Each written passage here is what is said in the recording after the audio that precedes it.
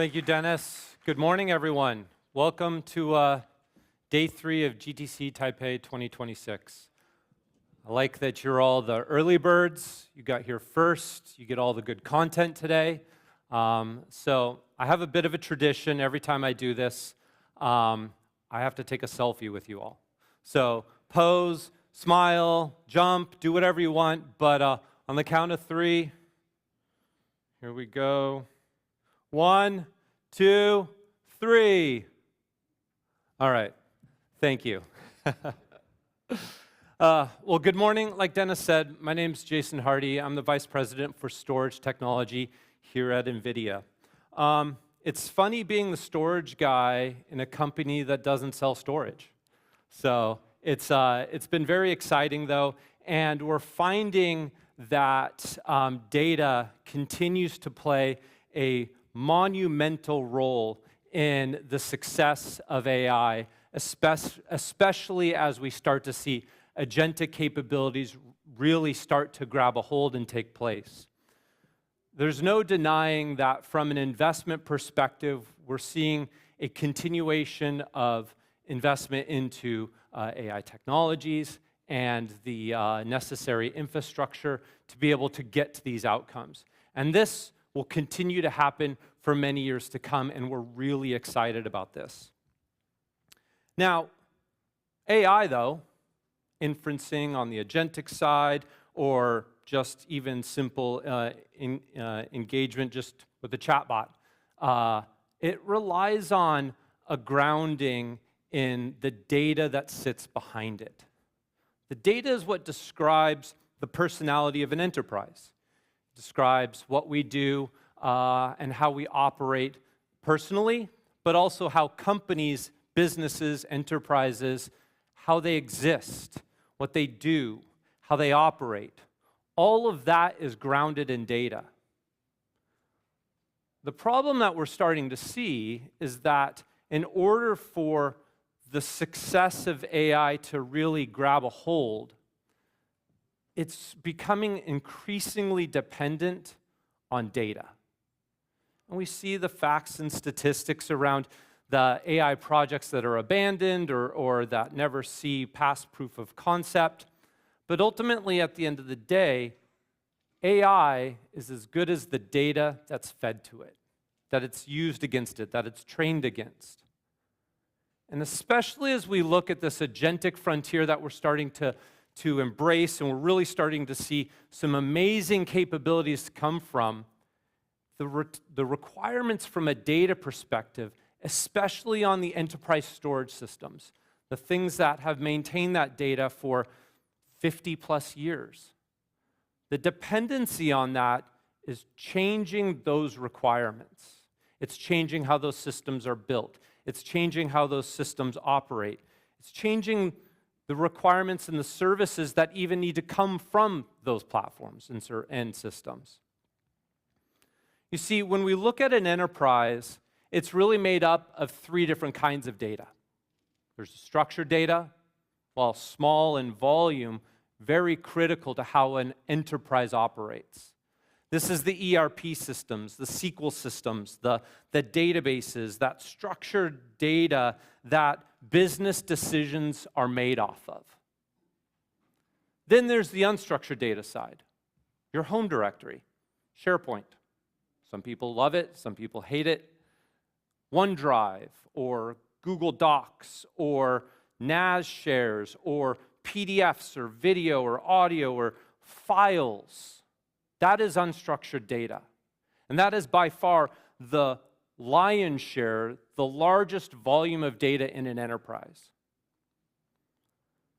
This also is the hardest to process because it is made up of so many different personalities and so many different data types and ways to engage with it, that it is the hardest but the largest volume of data that describes an enterprise. And now we have this third category, this third classification of data. This is new. This is what's come from the agentic push and the embracing of this technology. And this is context, agent context. Some people know context is KV cache. It's actually more than that.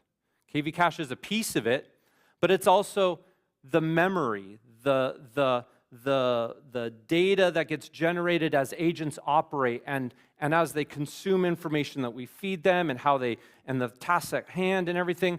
That's the data that the agent is responsible for consuming, whether it be what we feed it and it activates off of, or what it generates itself, and even at times shares from agent to agent. This has to persist over long term. Some agents live for hours, others live for years.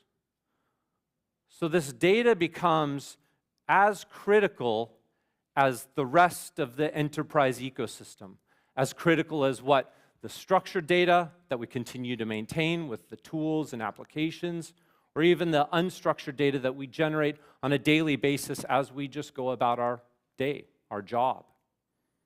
So across these three landscapes, this data here is the foundation of what enterprises are built on. But you see, from an agent demand perspective, there's a new paradigm that's happening, especially for storage. You see, traditionally, we had stateless environments, we had the structured data, we had a user doing a thing and it generated a workflow. And then we also had kind of two states for data to manage at. Data at rest, what's living there, it could be an archive, or data in motion, that active data, that data set that we operate against, we're modifying or manipulating. Now as we shift into the agentic frontier, though, it changes this whole paradigm. You see, now we aren't just stateless where it's short-lived. Now we have long-running sessions. Who here has used agents in one way, shape, or form? You guys really need, you're at an NVIDIA conference. Come on, you should be using this stuff. No, these tools are amazing. And in fact, even as I use my own agents, I have the liberty to give it a task, to go to bed, to wake up, and it's worked all night. That task is done, we review, and then we iterate from there. So it's no longer just I end my day and then data's done. I end my day and it continues. I'm also blending unstructured and structured data together for these agents to operate. So it's as much SQL as it is a PDF. And then it's not just me engaging with my data.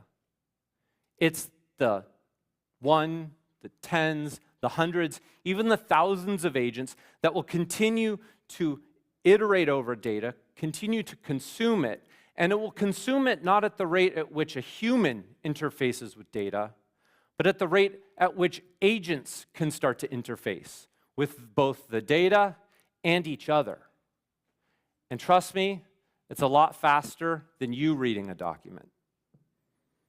So we have scale, we have new data types, we have data that's active 24/7, and this growing context of needing to keep both, yes, KV cache, but also all of the memory and the scratch and the to-do and the embeddings and everything that goes on to build context around how agents operate.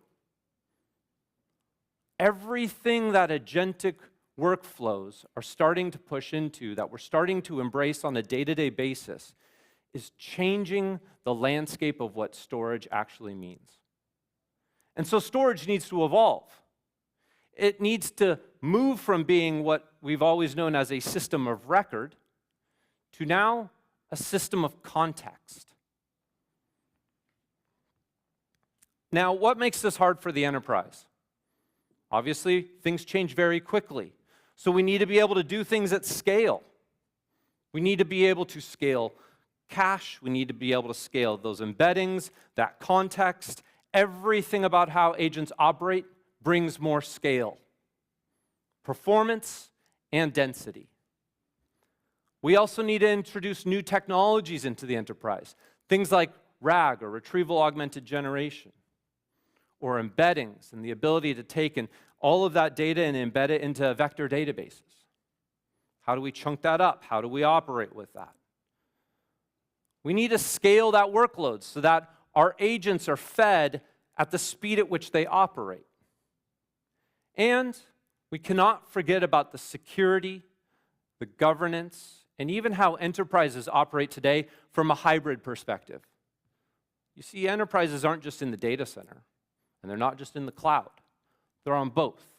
So in that is, how do we best enforce and represent the data where it needs to be, on-prem, cloud, wherever, but also ensure that we do this securely, and we do this in a controlled manner. Do this in a way that we can understand and audit it if ever necessary. So we still have many enterprise requirements that need to be maintained, but also need to evolve forward to address the agentic demand. This is why we believe that storage is moving from that system of record to really the new data plane. And it's the new data plane for agentic AI. You see, much like Jensen has talked about the AI layer cake, the 5 layers of AI, storage has much the same, but there's 3 of them. So maybe it's a cupcake, the cupcake of storage. But what it means is it's based on high performance requirements, still having enterprise data, but then how do we bring agentic context into that? When we look at it from a storage perspective, just at the raw capability to introduce and support, or to be able to support the high performance requirements, those continue to scale upward in both how do we train and inference, but also how do we bring more context and volume? How do we support inferencing at that scale from a performance and demand? This is why we're extremely excited that Vera is here. You see, Vera was designed to take stuff off the wire, information, bits and bytes, packets, process it through, and then give it to the GPU as quickly as possible. So the 3x memory bandwidth plays a big role in being able to do that. The single core, single-threaded performance improvements, best in class, is great for the GPU. Well, you know what else it's great for? Storage. Vera, through the capabilities that we built to be able to drive the GPU, benefits the same to storage. So as we look at now introducing Vera to the market, the NVIDIA Vera BlueField 4 STX platform, our opinionated design of what storage looks like, benefits from all of those capabilities. It's the foundation for how we'll continue to build the AI factory and in working with our partners. It's how we will enable storage to scale to meet the demand from an agentic perspective at the very base of high-performance storage and object storage and all these storage technologies to be able to drive that forward. It's how we bring Vera, it's how we bring our software, it's how we bring all the greatness of the NVIDIA ecosystem, plus our storage partners' capabilities, bring those together and release that into the market to be able to address this demand from the agentic workload.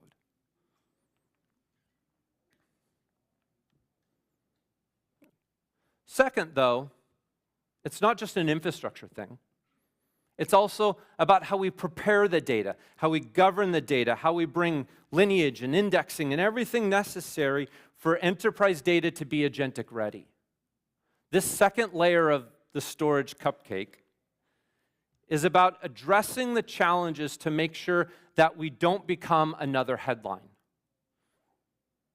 You see, if you don't address the data accurately, if you don't bring the right data to the context, things can go a little sideways. Air Canada got in trouble with the Canadian government because they had a chatbot hallucinate new refund policies. Didn't exist, the courts didn't care. United Healthcare got sued for faulty AI, and in that had to pay out a significant amount of money. Google had to pay a tremendous amount of money because of wrong answers, because of wrong demos. The same with Deloitte, and same with on and on and on and on. This isn't an AI issue. This is a data issue. And this is why data needs to be especially prepared to be able to address the AI demand. Now, it's complicated to do this. There's no denying that. First, you have to ingest your data, and this could be whatever type of data. It could be PDFs, it could be tables, it could be structured data, it could be audio, it could be video. It'd be very multimodal. The last time you opened up a PDF, when was it just text? Never. So you need to understand not just that there's text in a document, but you have to be able to understand and process through the text and the tables and all of the imageries and how it relates to each other. So you go through this ingestion process. Then you have to cleanse your data so that it's ready. You have to remove duplicity. You have to remove or normalize the data. Sometimes you have to strip the personable, the PII, the sensitive data out of it. And then you want to enrich it. You want to bring metadata to it. That way you have data that describes the data. Then chunk it, break it up, make sure it fits into these semantic units, sized appropriately for the model that you're running, and then you embed it into the vector database, and then you index it, and then you govern it on top of it. It's not straightforward.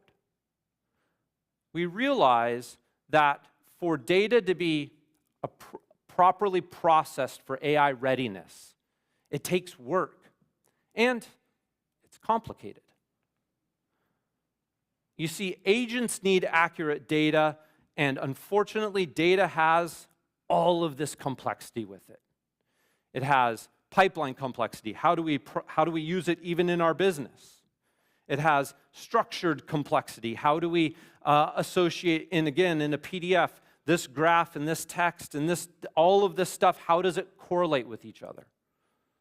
And then data changes over time. It's not static, just like our businesses change over time. And then data has gravity. Data has mass. Turns out that the best bandwidth in the world is actually FedEx. Go Google it. It's kind of a meme. But really, when we talk about data, data is a complex ecosystem that continuously changes, just like we do, just like our enterprises do. So how do we bring this data to agents in a way that's accurate for them to be able to consume this? And how do we do this to make sure that we de-scope as much risk as possible? A radiological diagnosis, if something goes wrong, that can impact a patient health. Or how do we use this technology now to reduce the errors from a radiology perspective? Or how do we use this data to identify where we can reduce theft inside of the retail space? Or how can we use this data to improve and drive on first call resolution from a call center? See, agents, while there's risk with them, also bring a tremendous benefit. Better health care, better financial state, better identifying of theft and loss, improved profit, everything about it. You see, this agentic outcome, when we feed it accurate data, can give us significant upside. And this is why we're super focused on aligning the data and storage ecosystem to transform to deliver AI-ready data.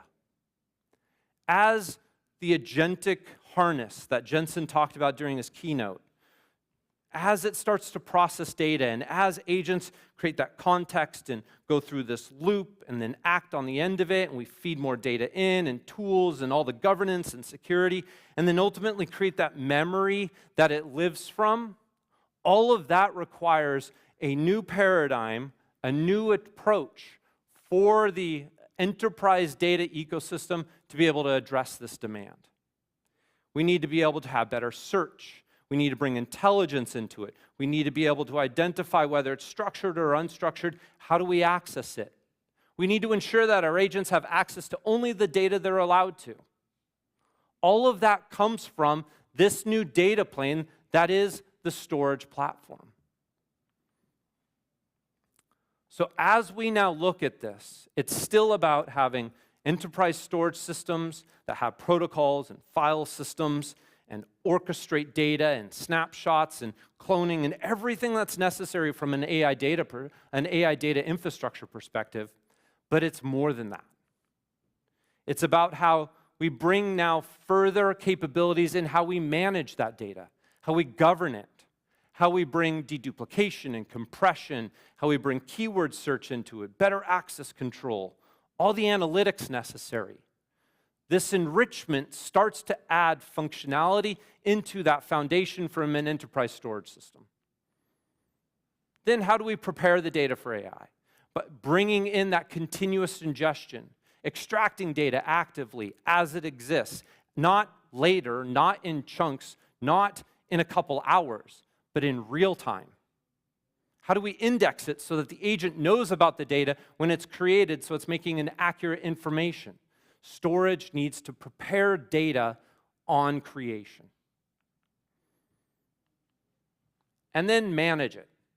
How do we bring the best management into that so that we can redact data, mask it, classify it, embed it, ensure that we're not exposing sensitive data?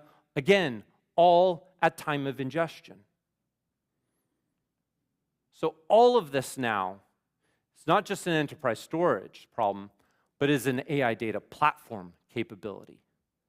And this is what enterprise storage is becoming, the AI data platform.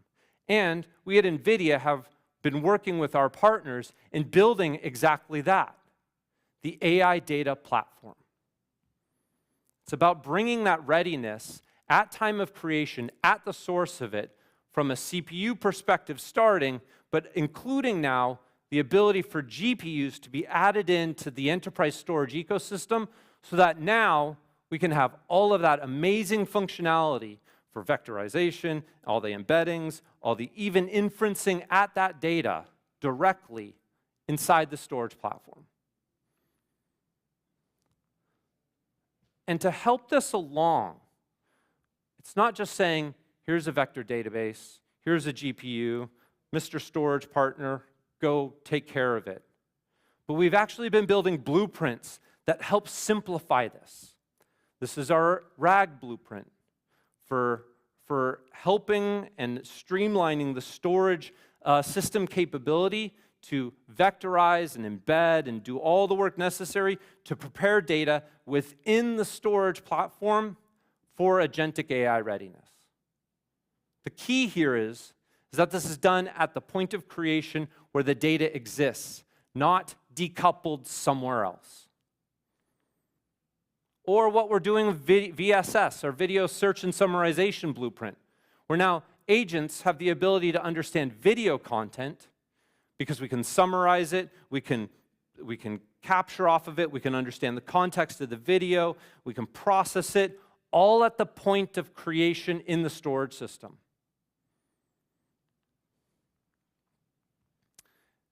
Now, the great thing is, we've been talking about this for a while, and our partners have been working with us very closely.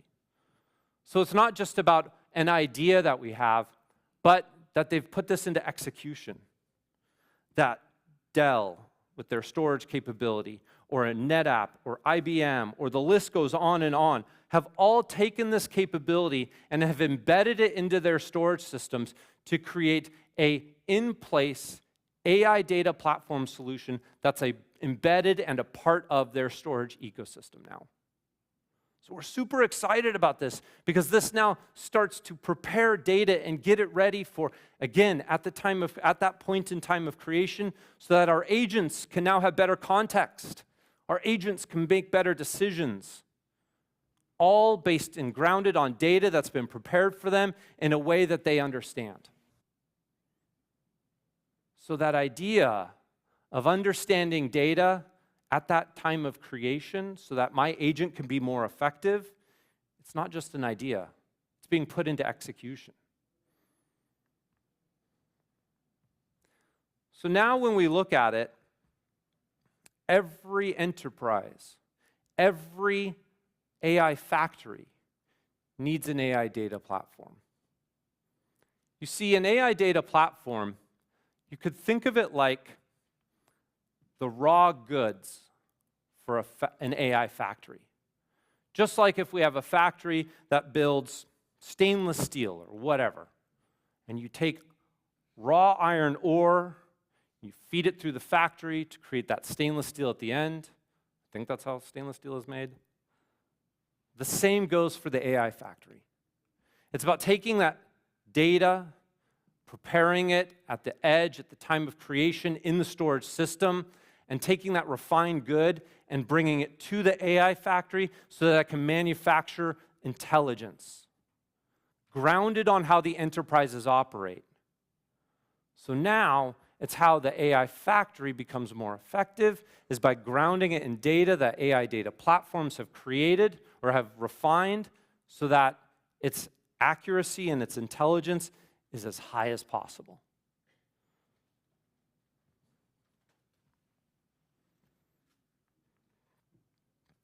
But every AI data platform, it still needs to be real-time and accurate.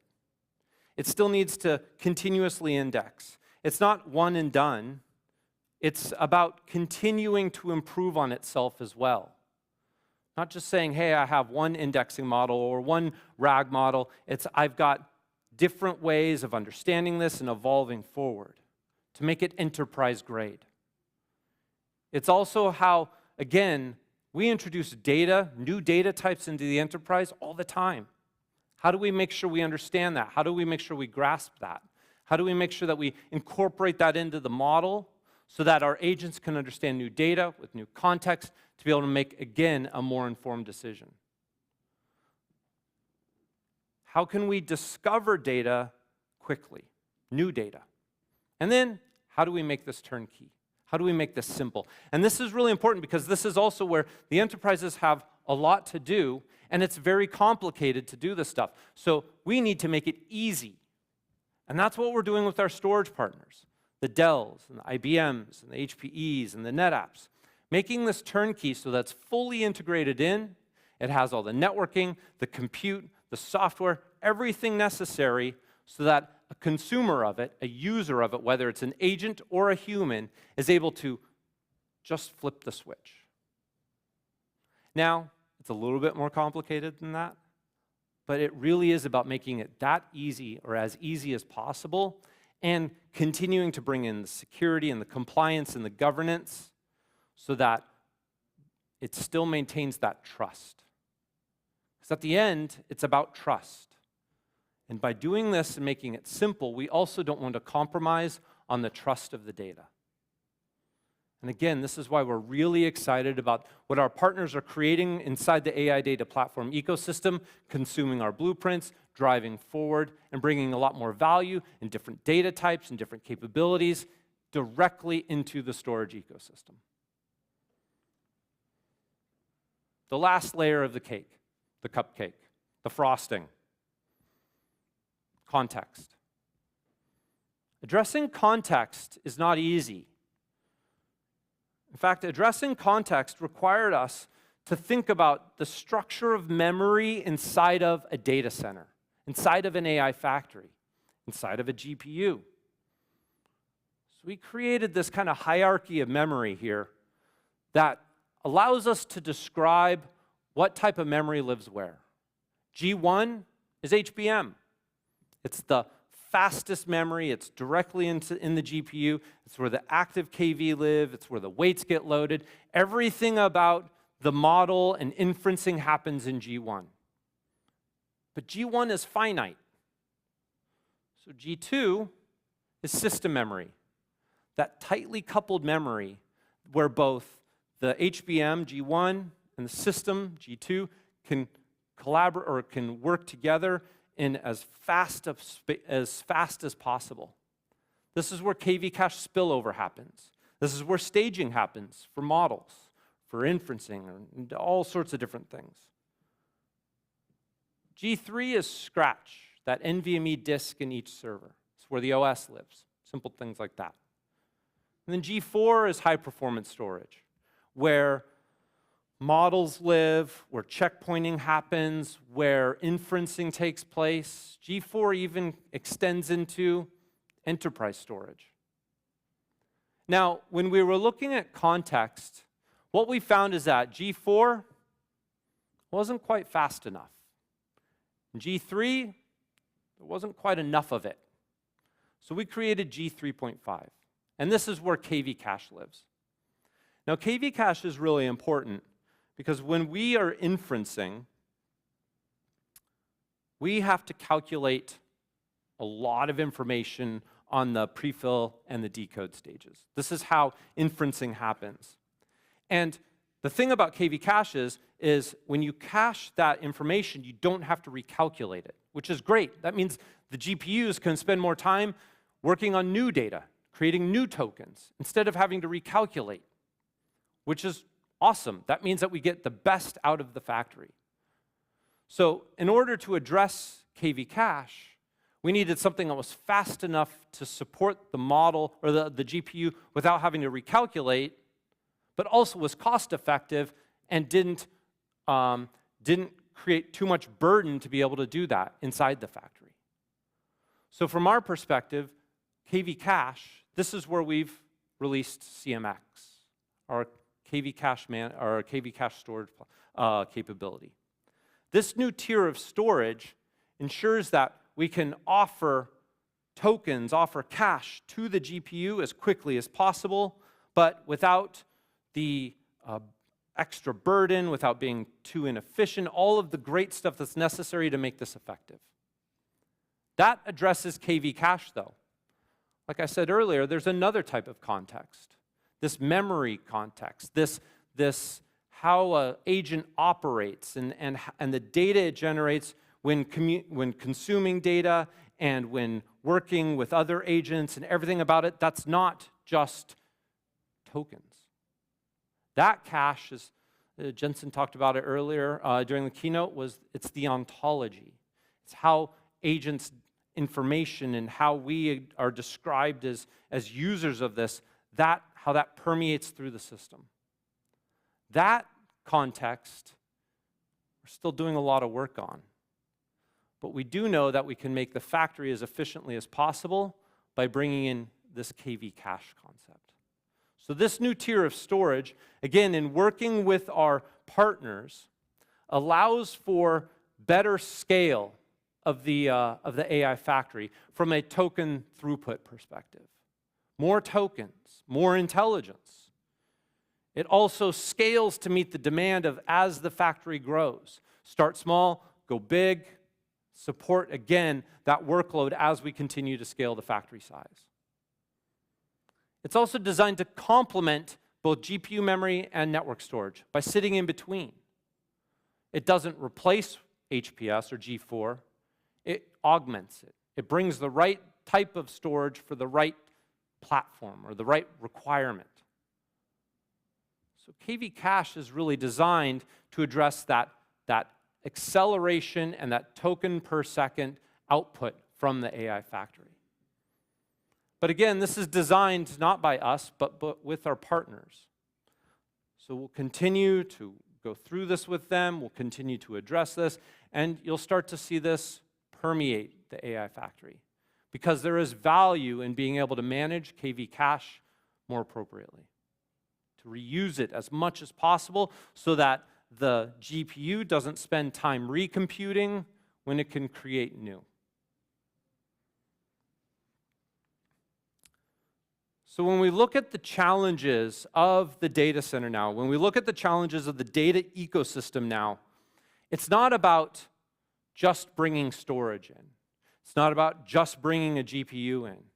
It's about extreme co-design across both the stack horizontally, I should say vertically, and horizontally.